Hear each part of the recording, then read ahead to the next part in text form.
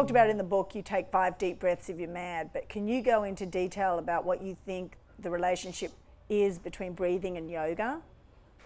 See, breathing is very important in our practice, and if you see, breathing is the one, the body is controlled by the mind, but the mind is controlled by the breath we take. Inhalation and exhalation, it's a cycle, inhalation and exhalation.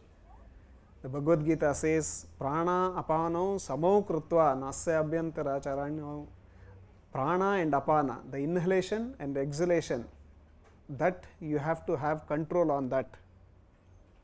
So many times when our mind is not, when you are angry, you can just see that your breath is not, it's not going properly, it's not normal, it goes very fast. If you are fighting with someone, you can see your breath is going very fast.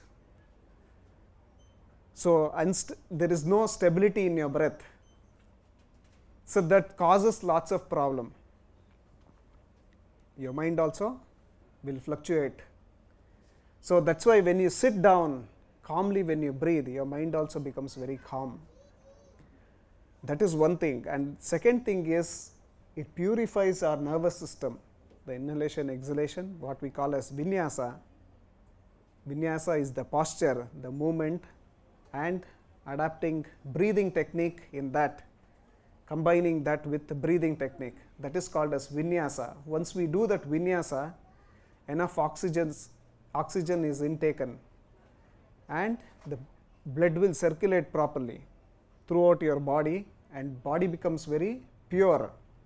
It removes all the toxins from your body, makes your body light and strong, it keeps your mind very calm. So whenever you have lots of anxiety, when you lose your breath, you just go on a side and just try to breathe 5 times. Like she has described that in her book, and I have written it in my Ashtanga Yoga Anushtana book as well. How to sit in one place and try to breathe, take long breaths, inhalation, exhalation, and I have taught that breathing technique also. Nadi Shodhana, pranayama we call. That when you do, the mind also becomes very calm. So your mind will be more stable then. And that's a yoga practice, right? That is yoga practice. Everything is yoga practice. It is part of your practice, the daily practice.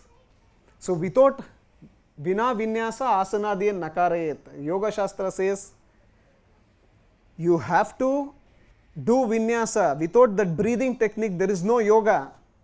The main part of yoga practice is the breathing technique. That you have to learn how to inhale, how to exhale, where to inhale, where to exhale. Consciously you have to breathe. Now breathing is just happening within you, unconsciously, just happening. Once you put more attention towards your breathing, then you can get control of that. You can bring control in your breathing. That is also pranayama. That is the preparation for the next step of yoga practice, asana, then comes pranayama.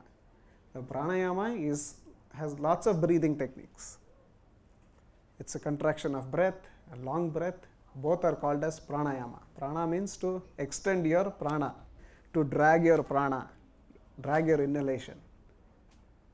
Every day, knowingly or unknowingly, we breathe 21,600 times. Breathing happens.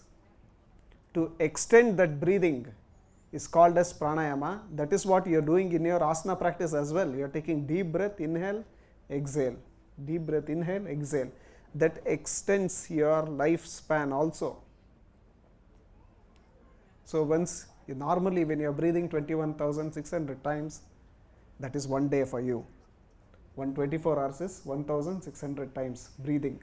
So when you drag that, your day also drags. Don't see the clock, see the biological clock. It's like that.